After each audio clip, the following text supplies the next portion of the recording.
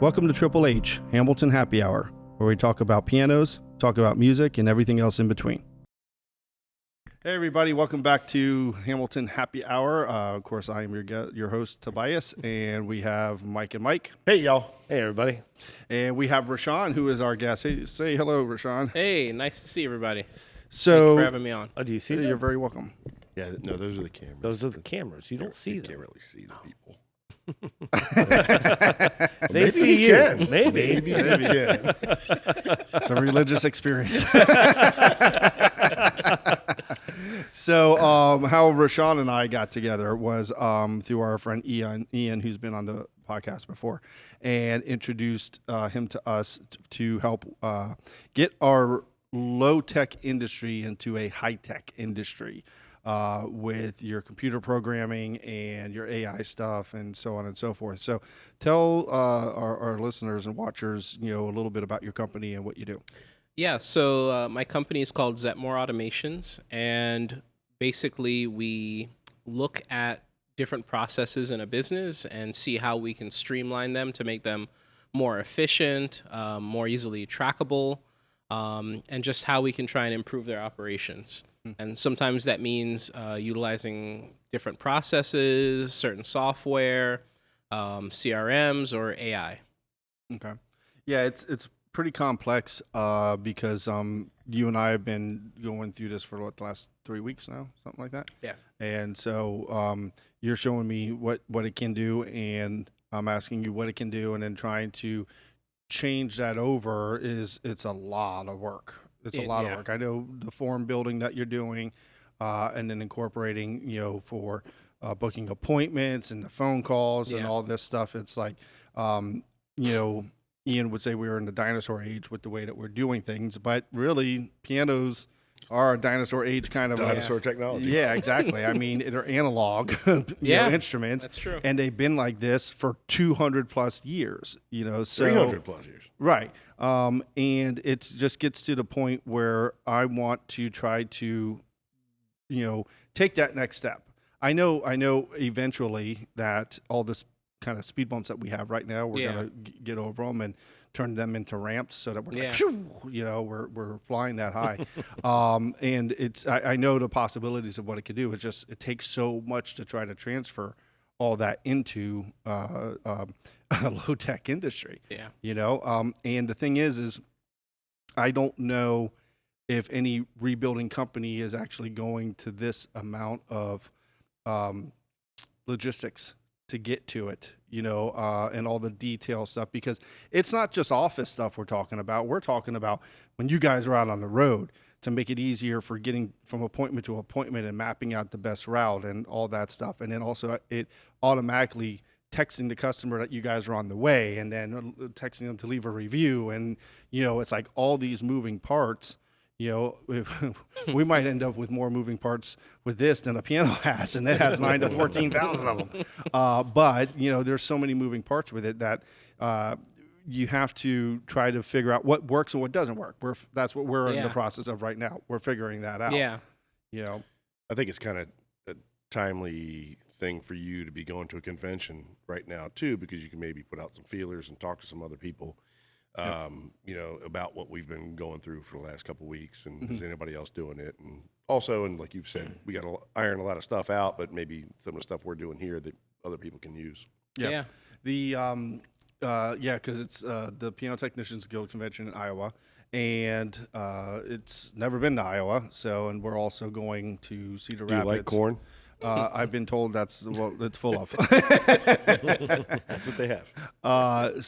And we're also taking an extra day to go to see a guy named Aaron who repairs brass and woodwind instruments, which we've gotten into here.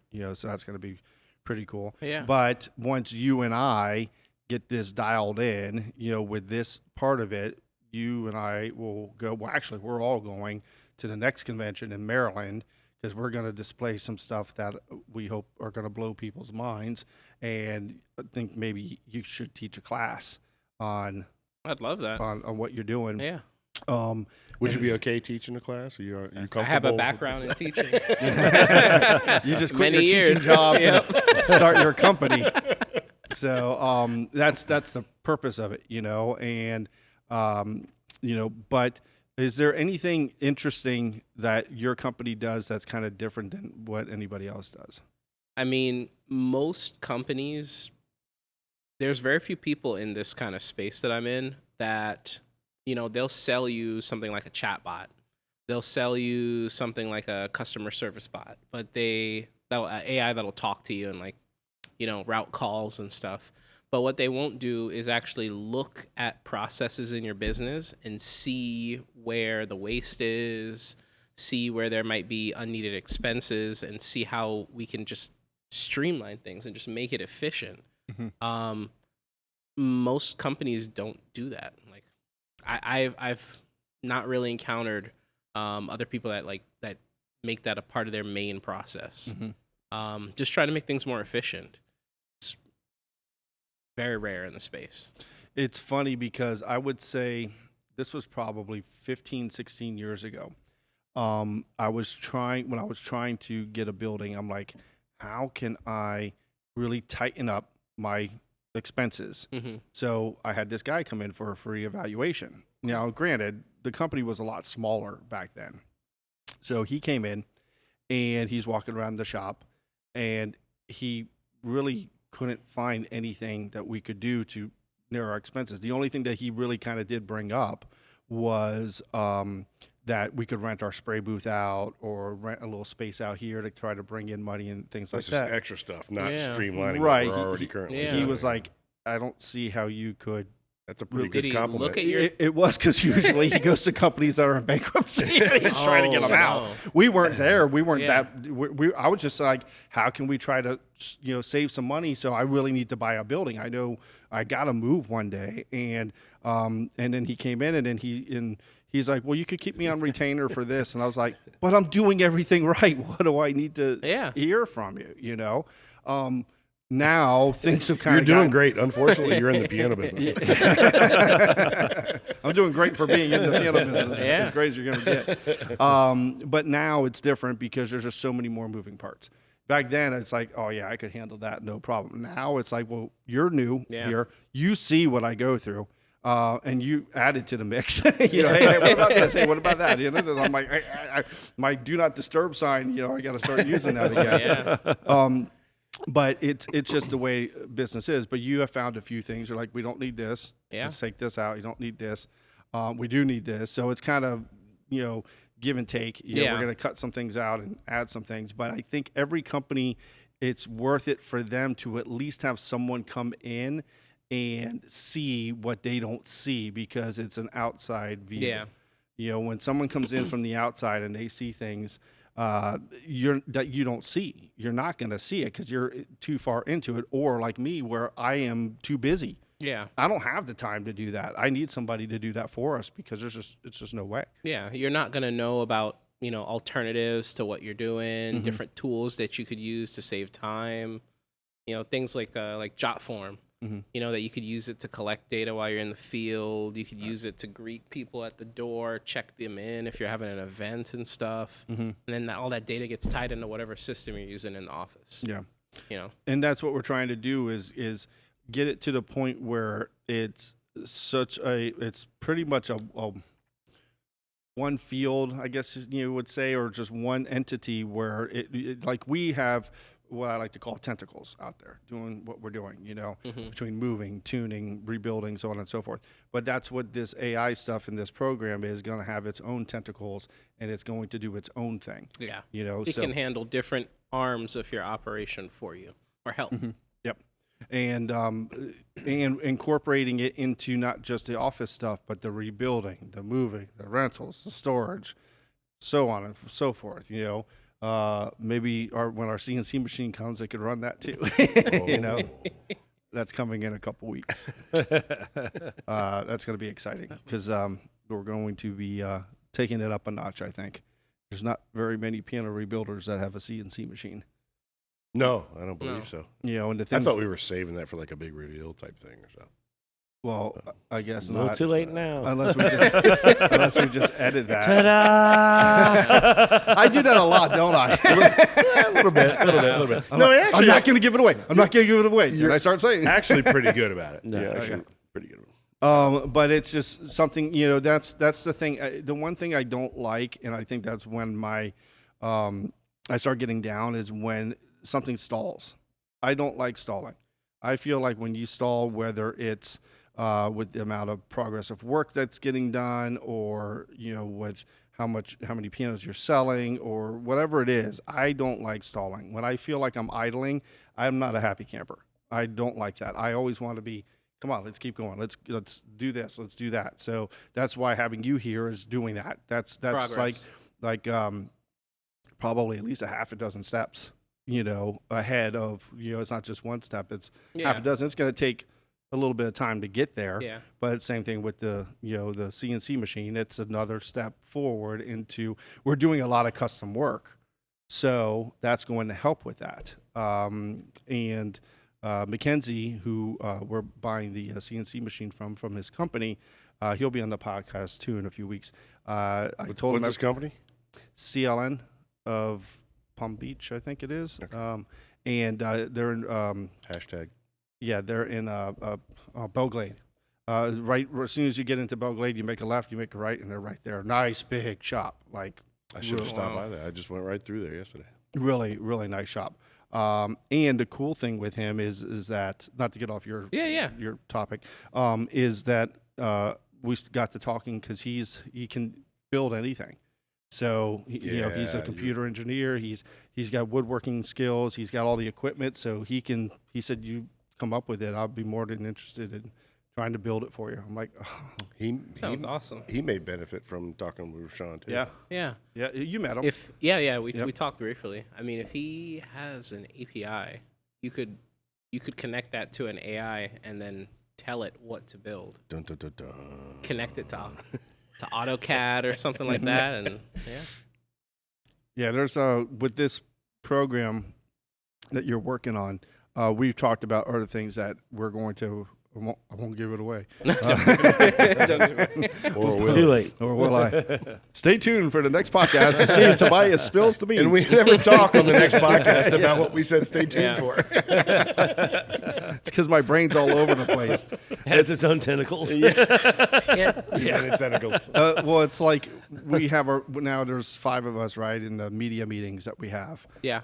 And so I came up with something, and I'm not going to give it away, but we were talking, and there's like a half a dozen conversations that you're talking about on this script. And that's how many voices are inside my head. I'm just putting them on paper so everyone can see. It's good to acknowledge it. Hey, that's the first step. That's right. That's Absolutely, the first step. It's like, Make Toby's peace. Crazy. Make peace with the voices in your head. Yep. At least they shut up now. But before they would talk so much, I couldn't pay attention. Now they're all outside here talking to me. And No, that's us. That's what I mean. It's you guys. Hey, you got a minute? Hey, you got a minute? Hey, you got a minute? Hey, can you see this? Oh, Are you available? it takes me 8 hours to send one email. Yeah. So why did you want to get into doing what you're doing? So I have a background in science. I used to do cancer research and immunology, and that was my background. During that research, I was always very techie. Like I used to do like a programming for the statistics and the data analysis, and I was just always techie. I used to build computers as a kid, but really I had a need for my family. My wife was expecting our first child, and I was like, man, I gotta, teaching ain't cutting it. I gotta do something different here. So, I started my business, and initially I was doing, like people's like marketing, right? And their digital marketing. And I realized I'm doing more system building than I am actual marketing. Like I'm setting up DNS records and IP configurations and talking to people about the methods of how you actually make content and market your business with that content and get people to come to you so that they're asking for your services. Like I was developing systems more than other things. So I just figured, why not just do the systems, do the tech? And so that's how I kind of rolled into doing automations.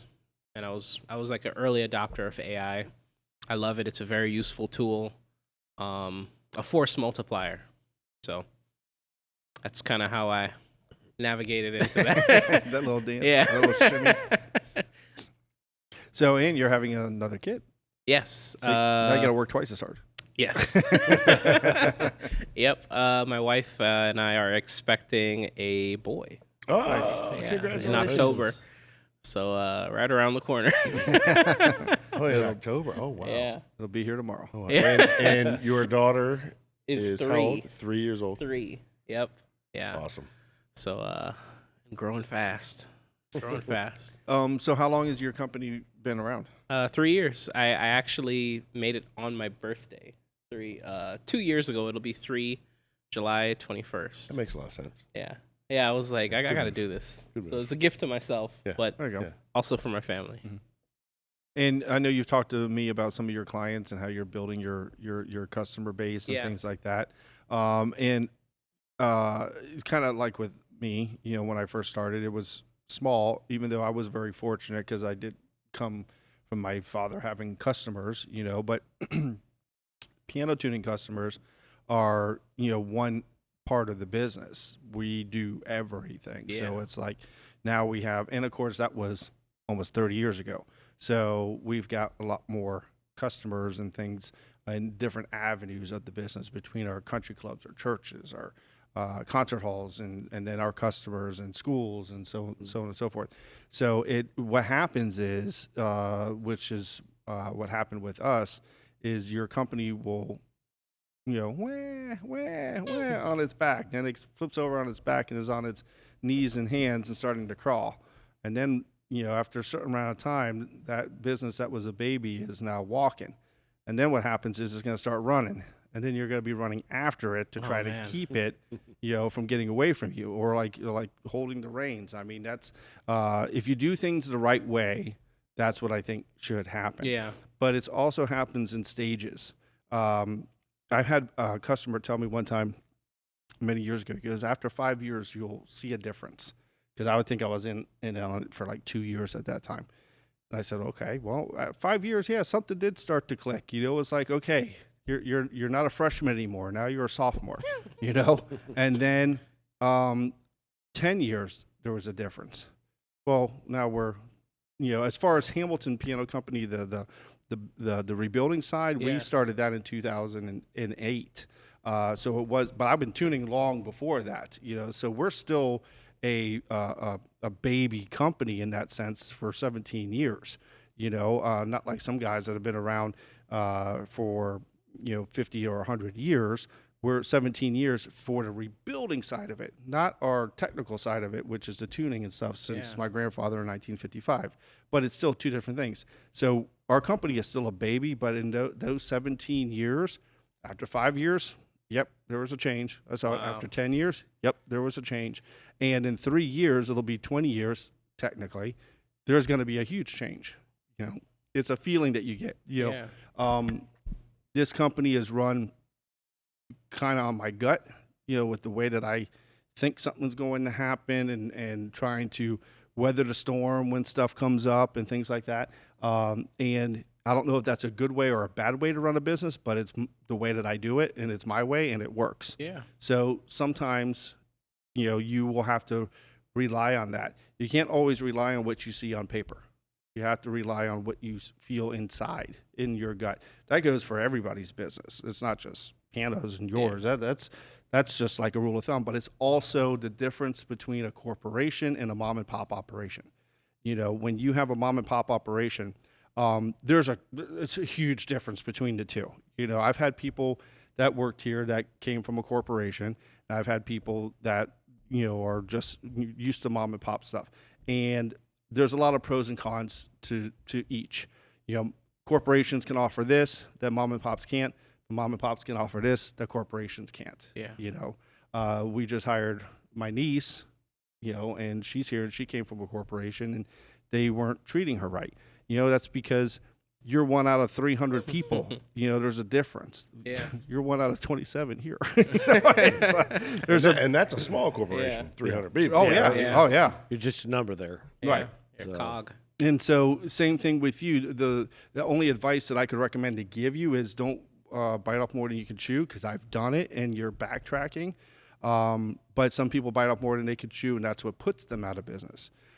Baby steps. You want to do it a step at a time. For instance, when I first opened my shop, I started with 2,200 square feet, and the bay a couple bays next to me was 6,000 square feet. And I was like, I'd love to have that. But I couldn't. I just couldn't do it. I couldn't afford it. And even my landlord said that, you can't afford this. And I'm like, I still want it, Well, 6-7 years later, I had it along with everything else. I grew into that and was able to get to that 6,000 square feet and add it to the other 4,000 we had at the time, and so on and so forth. So you have to take the baby steps, and it's okay to take 3 steps forward and 1 step back. It's not okay to take 1 step forward and 3 steps back. So it's almost like coveting your neighbor's goods was a good driver. What?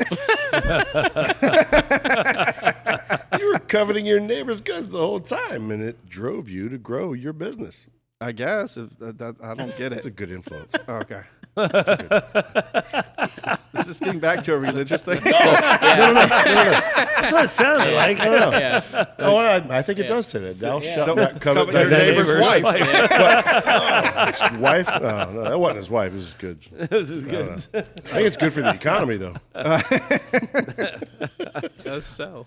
But and that's so. How old are you? 34. 34. So you're young. I was 34 when I started. No, I take that back. When I opened up the shop 17. I was 31. So same age range. Yeah. And you will learn. You're gonna make mistakes. But the good thing with your business is you don't have to have the overhead that pianos require. Yeah. That sucks. Leasing a space. It's a big expense. It is. But it also comes down to you have to learn where to put money to make money. Just like we were talking about some other things with social media and how to do it that way. We're kind of spinning our wheels with what we've been doing, but now we're going to revamp that and do it a certain way so that we can change that. Yeah. But it's so cool to see between all businesses, even like when Hayden was doing Piano Moves before he came here and was running that company. You doing what you were doing with the excavator and all the machinery, it's so cool to see how other companies are run, but it's also funny to see, hey, they shouldn't do it this way. I would recommend to do it, like this and this and this. And they could say the same thing about us, but it's hard to see it within yourself. Yeah. Because you created an entity. Yeah. Okay. Just like we create kids, we create an entity.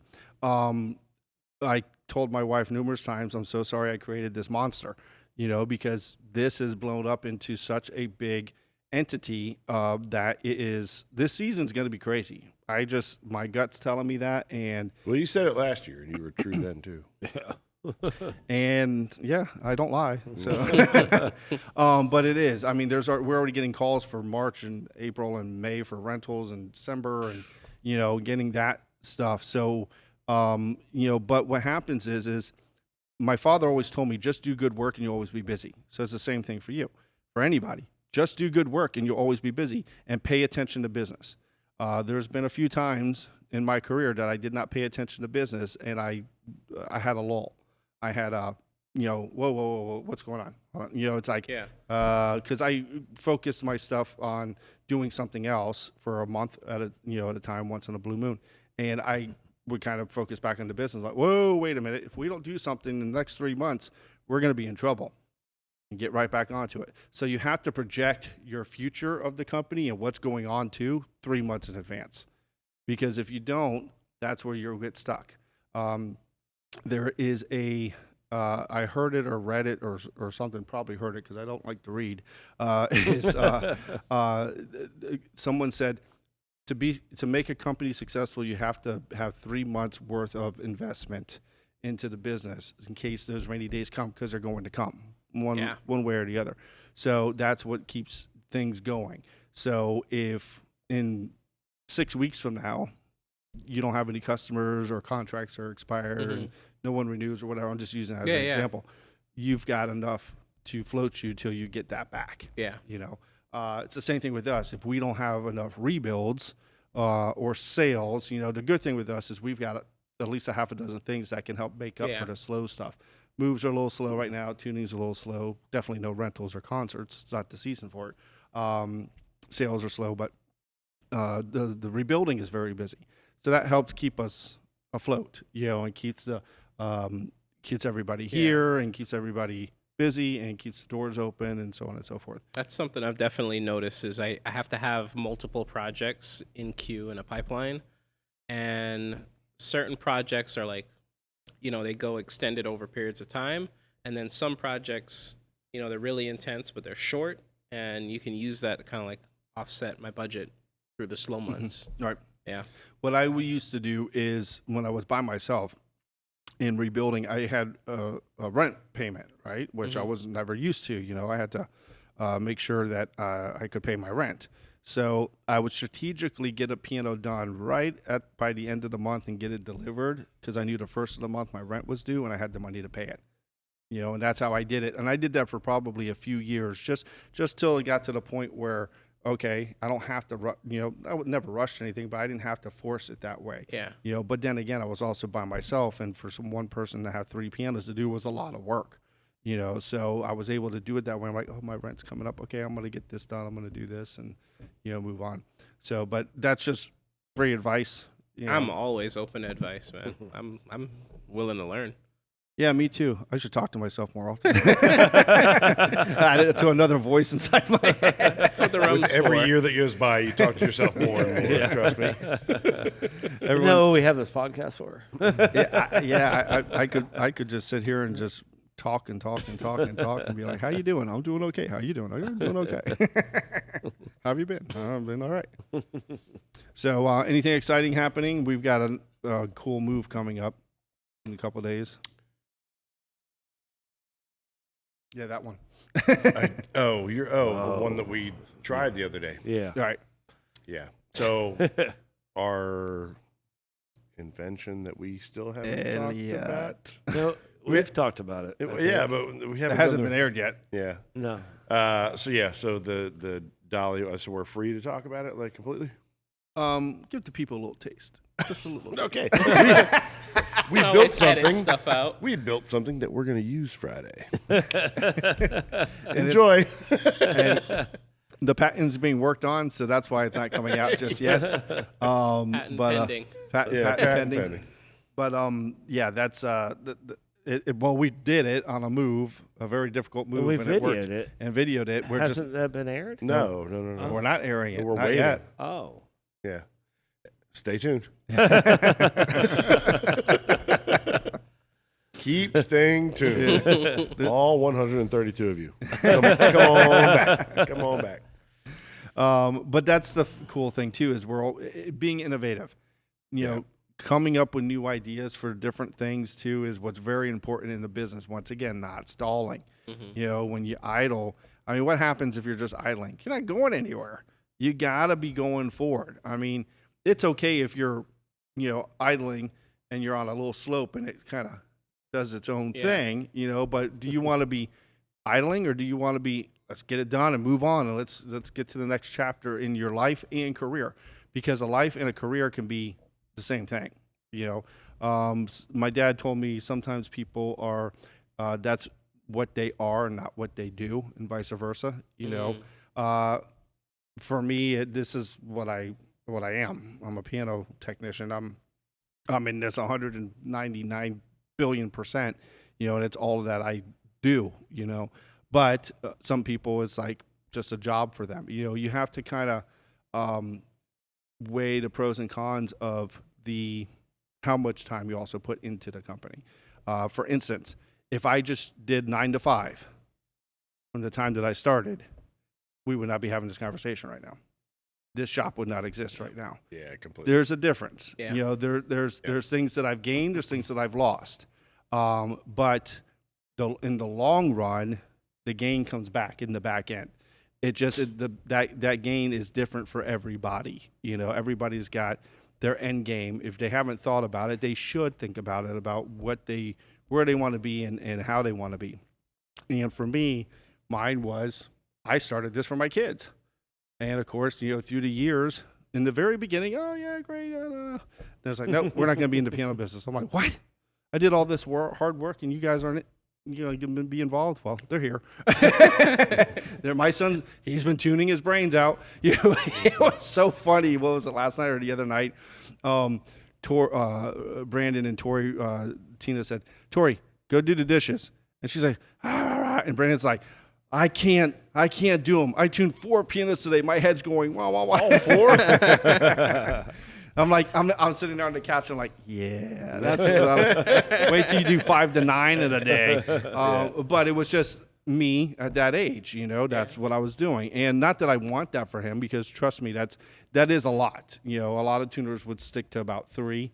I did at least 5 a day, but I wouldn't want that for them, but he doesn't have to have that problem, and no technician here has to have that problem, because we got enough guys to back everybody up, you know. But that's just one aspect of a company. With more in the pipeline too. That's Exactly. Something else that you've started up with Bolin and a number of other people too, is a whole new class of people training on tuning. Yeah, and I'm doing it because I see the potential in them. If there was no potential in you 4 guys, I wouldn't be doing it, or I would be saying, hey, sorry, you know, right. Keep doing what you're doing. And, stay in your lane. It would be like when I took my motorcycle class to learn how to ride a motorcycle, and there was this girl in the class, and she kept laying the bike down, and the instructor said, "We're giving you your money back. You do not need to be riding a motorcycle."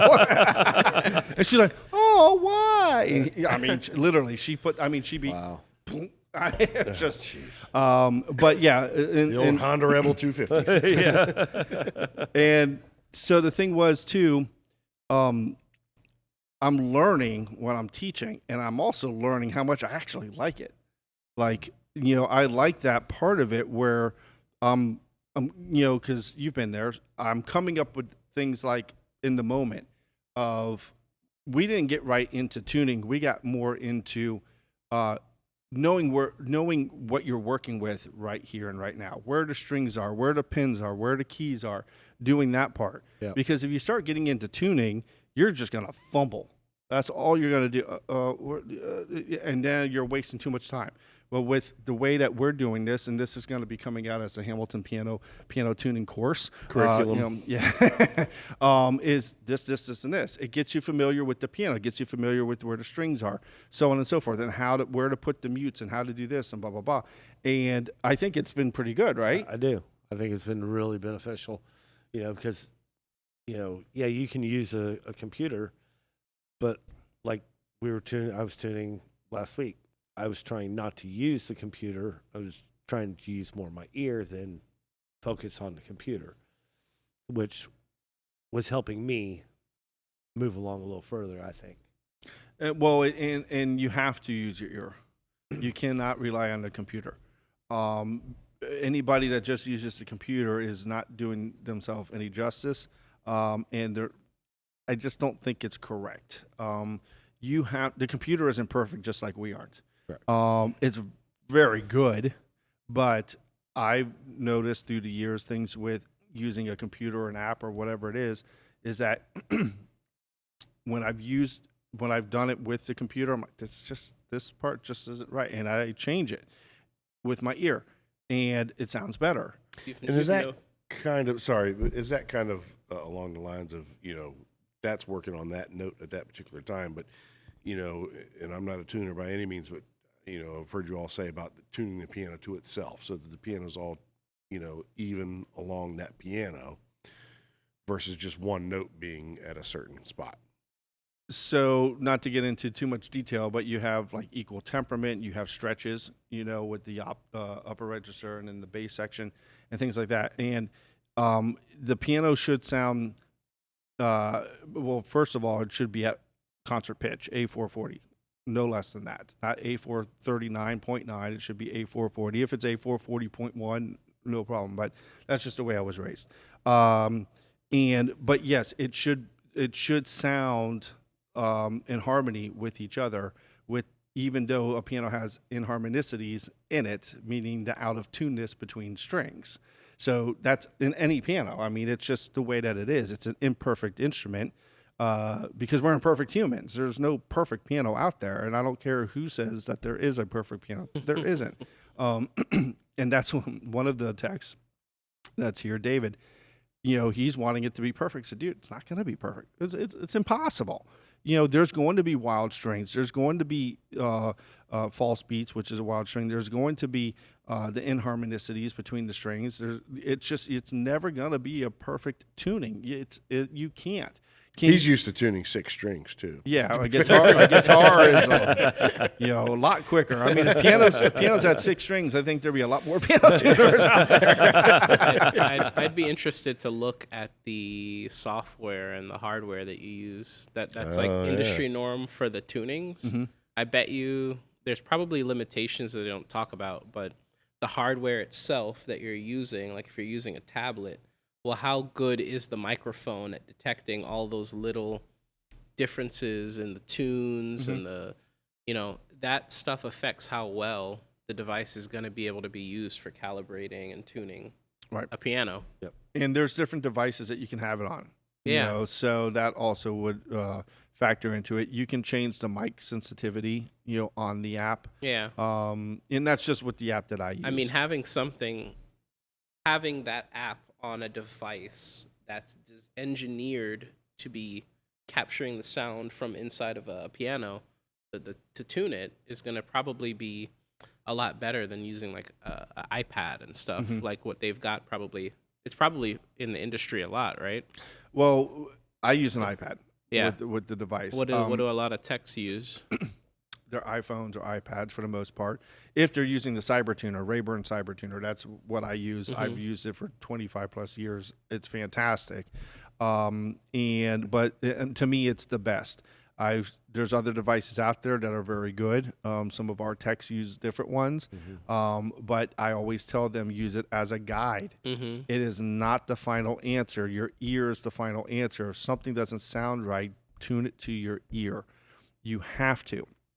Because one, you do need to know how a piano to tune it orally. Because what happens if the app crashes, your phone breaks, you didn't charge it, things like that. You have to be able to tune a piano orally. Now, for me, the benefit of using an ETD, electronic tuning device, is the fact that customers may not be able to hear it, but they can see it. So when you're trying to explain something to them, Mrs. Smith, your piano is this far flat, and in order to get it to where it needs to be, we have to do what's called a pitch raise tuning. So, I can't hear the difference. Well, let me show you. Makes it concrete for them. Yeah. Exactly. You see, this is where you're supposed to be. This is where you're at. Now watch what I got to do. And then once you start, I show them on A440, middle A4. It's not at 440 till I get it there. I bring it up and they're, what? And they're like, oh, I heard that. Well, maybe because you visually saw it, made your ear hear it. I don't know. But then they start to understand why. Yeah. Then I tell them it's like a rubber band. When you're doing a pitch raise, if you pull a rubber band, what happens? It wants to pull back in. It's the same thing with the strings. The strings are settled flat. When you bring it up, it wants to come back down. So you can't bring it to pitch. You have to raise the pitch. And you have to calculate how high you have to raise it. So I came up with a way that I do my pitch raises where some people may disagree with me. Doesn't matter to me because it works perfect for me. And I just did it the other day. And I do it all the time. I pitch raise it to the point where by the time I'm done doing a quick pitch raise, one pass, and I go back through it, all I'm doing is tweaking. Doop, doop, doop. Because you have to do what's called setting the pin. You have to, you come in from the sharp side and set it in. Now, I've been told the opposite. You don't have to do that, but that's the way I was taught, and that's the way I've done it my whole career. It works for you. And it works for me, where you lock the pin in by raising it a little bit sharp, the string, and you set the pin, and knock it in so it won't move. So when you hit that note hard, especially on the concert stage, I hit the piano harder than an artist would, because if I hit it harder than them, and it doesn't move, they're not going to knock it out. It's just as important that the piano to be in tune after the concert as it is before the concert. And so basically, I pitch raise a piano in 15, 20 minutes, and it's just quick. And then I go back through and I do I call it an evening out tuning. I do not fine tune it in the same visit. The reason why is, and I know people will argue with me on this too, is it's going to drift. One way or the other, it is going to drift. I know technicians say, oh, you can fine tune it in the same visit. I get a lot of slack for that. I don't care, because when do you go back if you pitch raise and fine tune it? When do you go back to fine tune it? They say 3 months. Okay, go back in 3 months. But you didn't go back in 2 weeks, because I guarantee you, if you go back in 2 weeks, you're going to notice it drifted. You're going back 3 months later. That's the difference. Me, I've gone back 2 weeks later. There have been circumstances where, man, this thing held freaking great, but not as good as most, so you still have to do tweaking. You still have to fine tune it. And it just makes more sense to let the piano settle, give it a chance to breathe, because you're putting tension on it. If you pulled my arm and you're pulling tension on it, it's going to hurt. It's going to hurt. And then once you let go, it's relaxes. And then it's going to be able to do the next step that it needs to do. It's the same thing with the strings. You pull them sharp, they're going to want to pull flat. You put them into place, and then you come back a couple weeks later, fine tune it, and then you can stretch the tunings out longer. So I got a question for you. Uh-oh. So when you tune for Copeland Davis, after he plays, is the piano still in tune? Yeah. Is it? Oh, yeah. Okay. Yep. Even how hard he plays? Oh, yeah. Oh, okay. Yeah. No. It's a testament to his piano too. Yep. It's not just the tuner; it's the piano. Yeah. It's got to be both, because you could have the best tuner in the world, and if the piano's not good, doesn't matter how good he is, and vice versa. You could have the best piano in the world, but if the tuner's no good, you have to have the combination of both. And yes, with Copeland, when I think I mentioned the first time when he was on the podcast, I tuned for him, and I was so nervous doing it, but I beat the crap out of that piano. And anytime I tune for him, I do. And remember when he played at Palm Beach State for the Symphonic Band of the Palm Beaches, and he beat that 9-foot Steinway to pieces, and I'm like, man, okay, I don't know, how's my tuning going to be? Because during a concert, it's kind of hard to hear if something went out or drifted. I didn't hear anything during the concert, Especially in a symphony. Yeah, exactly. And we were in the balcony, and so. I went, I don't know. I didn't get to that piano again for at least a month, I think it was. And I was like, okay, let's see how it was. Not bad. I mean, as hard as I don't think I ever saw him play a piano as hard as he did that night, because that was really, really hard. Yeah. And I just, wow. I was very, very surprised. I've worked in a lot of different types of companies, a lot of different industries. And I got to say, this is probably the most bespoke type of company I've worked for. There's so many nuances, like how the pianos are constructed, the services, like the tuning, and then going back after a certain amount of time, the strings relax or stretch, and the moving, and all the logistics. It's very different. It's art in motion. Yes. Yep. It's crazy. It's crazy how unique and bespoke it is. I definitely didn't expect that. Well, that's why anytime anyone comes through these doors, I give them a tour. I just show them around. I do It's that. like Willy Wonka. My wife was super impressed. She was like, oh my God, did I come off weird to Toby? Because I wanted to ask him. She's just as much of a nerd as I am. Yeah, she was like, oh, what does that tool do? What is that? Oh, she was like, I had to She had to talk herself out of asking you a million questions. Yeah, that's fine. So we had a customer today, which we delivered their piano that they purchased. And we were told that it was, like a tour of Mr. Rogers. It felt like they were on an episode of Mr. Rogers. Behind the scenes, which that piano that they purchased was Ford Kinder's. That one That was G2. Oh yeah. G2, yep. Which We didn't realize that, but No. he signed the soundboard. Yeah. Mike remembered it. Or Right. did Yeah. you come across that, or you just happen to remember it? Or? well, no. When I was underneath plugging in the dehumidifier, I happened to see the Oh, signature yeah. that I had asked him to sign, Okay. and I'm going, "Whoa, wait a minute!"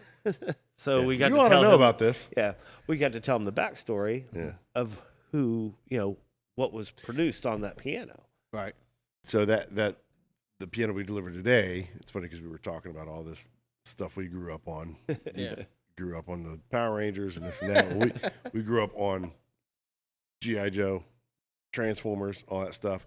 So Ford Kinder wrote all that music. He's a customer of ours. We bought that piano from him. He actually wrote that music on that piano that we delivered today. Yep. The G.I. Joe Transformers, theme, G.I. the Joe, Transformers, My all Little the- Pony. So this person My got Little this Pony. piano with all this history with Yeah, it. Jim and we didn't know Jams. it till we didn't realize it, and then we put the dehumidifier system on yesterday and never saw that. And then you see it today. I'm glad house. we did because Yeah. it would have been lost then. You Yeah. get Like, all that added value. yeah, like there's this whole story that and it's actually for his wife. Yeah. So he's going to get to tell his wife, all this, after she gets home. And no, like legendary stuff was written on that piano. And throw a player system in there and play Thundercats. Which a did good you ever idea. see Jim Jams, the rock star? No. It was a cartoon. No. Well, Ford Kinder's wife did all the music. She sang for that. Oh, and wow. he played the He music, played the music. which is really cool on that piano. Yeah.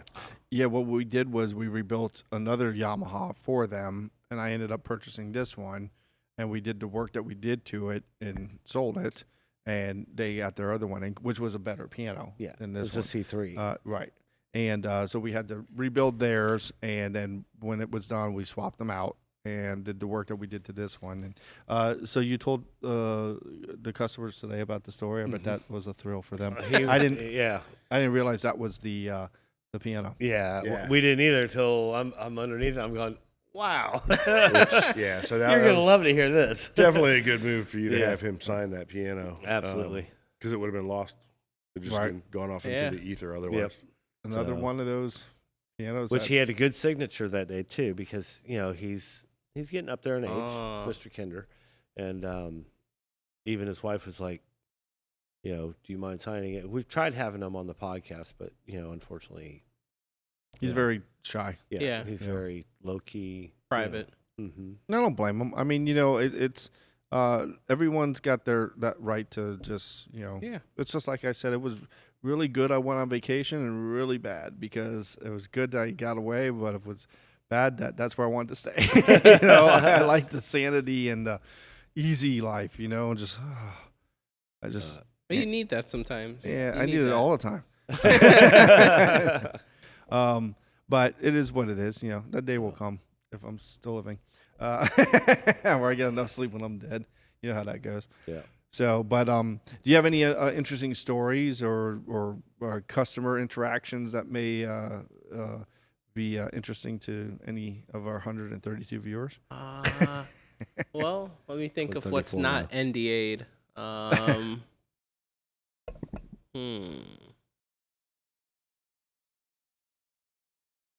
Well, I mean, no, Can't say that one. well, I can talk about it. So one of the customers I serve is the Best of Delray Beach. I don't know if you guys are familiar with that entity. Yep. Yeah, and they're really like interesting company, different from a lot of companies. I'm not familiar. So if you go on Facebook or Google, just look up Best of Delray Beach, and they're a hyper local marketing group. So a lot of people will do like global advertising or regional. This is hyper local, like one city. If you are looking for like the best mechanic or the best dog sitter or the best, anything, you can look and see what's been verified by people in the community. So it's a very like interesting company to work with, and I've helped them build out a lot of their technical systems, similar to how we're doing. I mean, the most fun I've had with a company, it was like a more artsy company. Like they were like a party company. Like they had concerts and artists and DJs and stuff. Like that was definitely a different pace. Mhm. And I've worked with some biotech companies and certain things. I can't talk about what I did for them, but yeah, I mean, nothing very spicy, nothing very interesting, you know. Yeah, Not definitely met yet. some characters. I've met some characters. Ian. Yeah. Well, yeah, I gotta give Ian props for connecting us. You know, he's Yeah, very good Ian at is stuff a like great that. guy. Yep. Yeah, he actually like introduced me to a lot of the business world Mhm. and different networking groups and different things, and it's become some really good opportunities like working together with you. Right. Yeah, and that's word of mouth. Like Yeah. back in the day, my dad said word of mouth is the best advertising. Because back then he didn't have Google. He just had a beeper, and that was it. And if he had an emergency, someone beeped him. Because it was on his Yeah. on his answering machine, not 911 voicemail. on the beeper. Yep. And then you gotta stop and go to a payphone and Yep. call. Oh and man, those things. Yep. But yeah, reputation. Once again, going back to what I said earlier, just do good work and you'll always be busy. And that's the thing in paying attention to business. Those two philosophies right there are what will keep you ahead of the game. You don't want to be playing catch up. You'll be wanting to play mustard. I saw that coming from Oh my light years gosh. away, boy. Sorry. But it's the truth. And if you keep those two things in mind in your business, our business, anybody's business, you will get further faster, and that's the other thing too is, so I'm sure you're in a competitive market, right? Yeah. So the thing is to also don't compete, cooperate. Cooperating with other companies is going to get you a lot further faster than competing, because what happens is when you start competing with another company, I've noticed this, is that you are both kind of beating your heads against the wall. But if you start cooperating and working with each other, you win some, you lose some. It's just the way Yeah. that it goes, But if you are just like, I got to win it all, I got to win it all, I got to win it all. And don't get me wrong, I'm not going to say I haven't thought that, because it's like, I want to sell this piano. For me, maybe, just because I'm that invested into this company, but we had a couple customers recently get pianos from somewhere else, and the pianos that they were looking at here were better than the pianos that they got. Yeah. And it just kind of was like, oh, and that was not just me saying that. That was a teacher coming in and saying they bought a piano here and this piano is much better. They shouldn't have done that. So it's looking out for the customer. That's the thing too. I'm happy they got what they got, but we had a customer too. It was a while ago. So I was just kind of going through my list, and a customer about a year ago was looking for a piano. So I just happened to call her and say, hey, just checking in. Yeah, I'm pretty sure you purchased something, but just checking to see if you're still looking for a piano. She goes, oh yeah, we did. We got something. And I said, okay, well, what'd you get? She told me. I said, okay, I'm glad you're happy you got what you want. I mean, I'm happy. If you get what you really want, that's great. But when I've had customers say, we got this, but we're just not happy with it, I'm like, oh, I got the perfect piano for you. And I know you're going to be happy. That's where that bothers me. So anyway, I'm getting ready to say, okay, well, goodbye. And she goes, well, hold on a second. She goes, I still think about the shop. I still think about when you showed us around. It was so interesting. Do you give tours? And I said, yeah, we give tours all the time. I said, she goes, with our Girl Scouts. I said, yeah, bring them in. How many are you talking? She said, 20. I said, maybe we should do 2 sets of 10, but 20 I could do, and with the parents, blah, blah, blah. Should have them bring cookies too. Oh, Yes. very good idea. So only Price only of during entry. Girl Scout season. Make sure you schedule that Thin Mints. appropriately. Yeah. I gotta get Thin Mints for my wife. And she says, she goes, well, how much is it? I said, it doesn't cost anything. I mean, now here's a situation where, was I a little bummed we didn't get a sale? Yeah, I'm not gonna lie. Yeah. But was I happy that she wanted to come back and bring more people to show the shop? That was more. That meant more to me than her not getting a piano from us, and that's what I want. That's why, once again, I try to show everybody the shop, because when you come here, you're seeing things you never get to see. It's true. Some of the stuff we do here, nobody does. I know because we do it, and I've asked. And two, there's some people there's only maybe 100 people in the country do what we do. Right. So that's why I think it's very important that when someone comes here, they see what we go through and the detail of the amount of work we go through, because we don't just put a piano on the showroom floor and that's it. We take it all apart. We go through all of our inspections, we fix it, we do what we need to do so that we can give the warranty on it, and then on top of it, before we deliver it again, we do another once over on it. We don't just break it down and out the door it goes. I mean, that's how important it is for us to make sure that the piano is the way it should be, when it gets to the customer. It means everything to us, from the movers, from the tuners, from everybody here in the shop. And when you have that kind of philosophy and you start cooperating with people and not competing, you start to get further faster. Correct. Yeah. That's just my 2 cents. I've tackled, I wholeheartedly agree with you on that, because I've tackled some projects and some clients that I definitely, I don't think I would have been able to land that myself, but I worked with people that were also in the same space, and I was like, hey, together we could do this and divvy this up. And it was successful. So, there's always room to see how you That's could the way win. to go, for sure. With the right people. We're stronger together. Yeah. Absolutely. And Yeah. with the right people. That's Yes. the thing. Because you get the wrong Oh my people, you God. can start, you can start having headaches. But you also have to learn in business what customers not to work for. There are those. And some Yes. aren't worth fighting for. Yeah.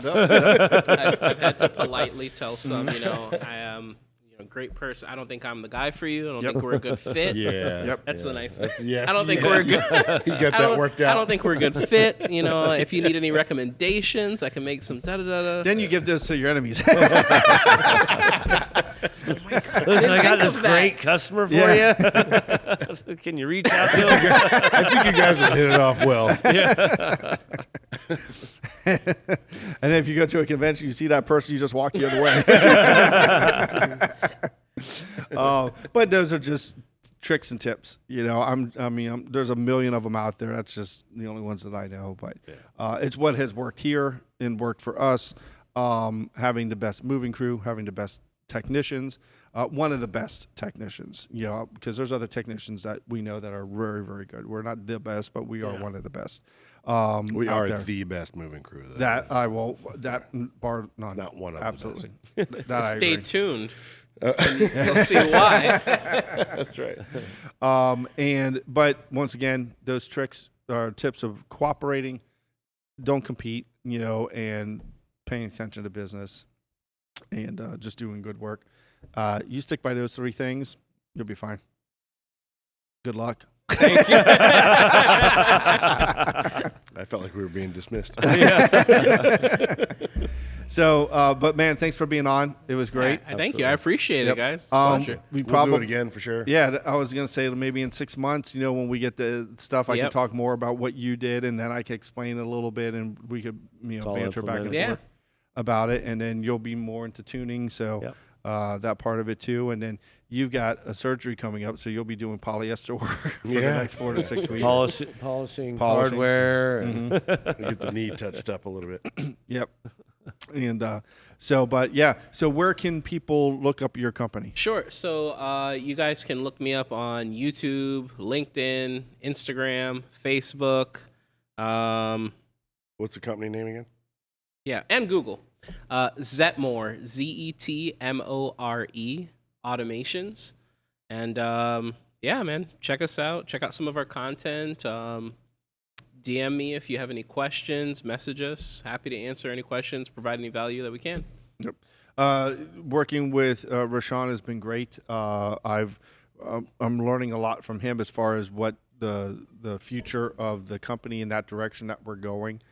So it does help with being able to tell other people about it. And saying, hey, because I told you I've already talked to this person, this company.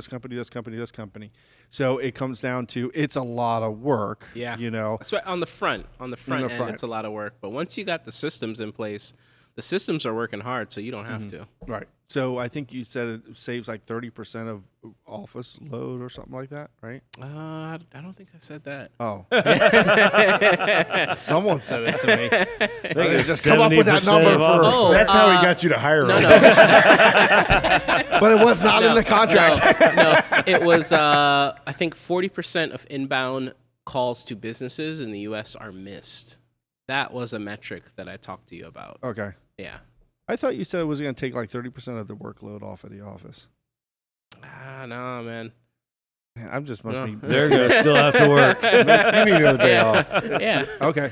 It can Labor Day's take coming. a lot of that like busy work, off, and with like repetitive busy work comes errors. So now I got a problem. I've been lying to everybody. I've been saying, yeah, it's going to save 30% of your workload. That's what it's going to do for us. So Where'd you get that from? listen, I didn't make it up. Someone told me that. I told you. Yeah, you liar. You planted the seed in there? Did you Google AI? No, I didn't just make it up. I mean, unless I was dreaming about 30%, and just put it in my head with all the other voices that are there. Chat GPT has been known to start lying, so that's another thing we wanted to get into as another podcast. Yeah. So Yeah. It comes down to the knowledge you have it referencing and the parameters you give it. So let me ask you this: what is the percentage? One? I mean that. God, no. Hopefully not. I mean, it really depends on your operation. I mean, from what I've seen, probably 15-20%. Oh, I can handle that. It's better than one. yeah. He thought he was going to have to fire you tomorrow. Well, I have a contract. Look, I live to serve. Hey. The podcast was the crescendo. You told me 30%. It's not producing 30%. You're out. I should have read the fine print. One thing I hate it. A lot of people in the space, they'll just say things. They just lie. They just say things that sound nice. They get the deal, and then They don't deliver. Yes, they're just off in the wind, and I'm like, bro, like how many times are you gonna do that? How does that keep working for you? You know what? Working at car sales for a long time. That's true. Some people have been career car salesmen. Career. Yeah, piano world too. Yes. Yeah. They It's a empty computer promises. world too. You're going to get a 20-year warranty. The company isn't even going to last 5 years.